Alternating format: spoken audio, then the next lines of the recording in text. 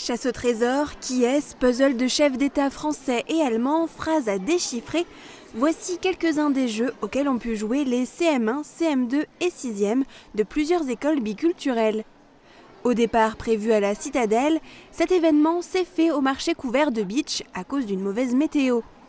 Les écoles du site biculturel Bitche Val 12 ont organisé des ateliers avec des jeux dans les deux langues, animés par les enfants eux-mêmes.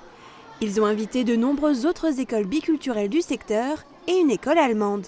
Donc le thème, c'est les 60 ans du traité de l'Élysée, traité d'amitié franco-allemande.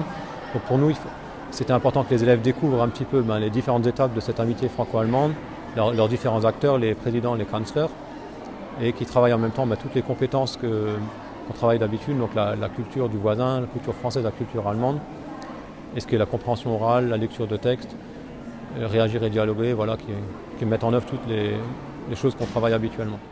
Après le visionnage d'un petit film sur les relations franco-allemandes, élus et autres personnalités ont rejoint les élèves. Tous les enfants ont chanté une chanson sur l'air de Champs-Élysées de Jodassin. Ces activités ont plu aux enfants, que ce soit aux animateurs ou aux invités. C'était bien pour les autres parce que du coup on parlait en allemand et on ne devait pas parler français. Et du coup ils devaient écouter ce qu'on disait et c'était un petit peu compliqué mais sinon ça allait. L'accueil était bien, les élèves étaient gentils et je trouvais que c'était sympa quoi. On a appris beaucoup de choses sur les chefs d'État allemands, français et sur le traité de l'Élysée, l'amitié franco-allemande et c'était intéressant.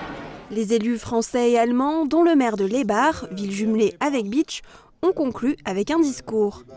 En plus de ces personnalités, quelques parents d'élèves, des représentants de l'Office franco-allemand pour la jeunesse, 2 inspecteurs de l'éducation nationale et une conseillère pédagogique étaient présents. En tout, ce sont 5 écoles et 300 à 400 personnes qui étaient présentes.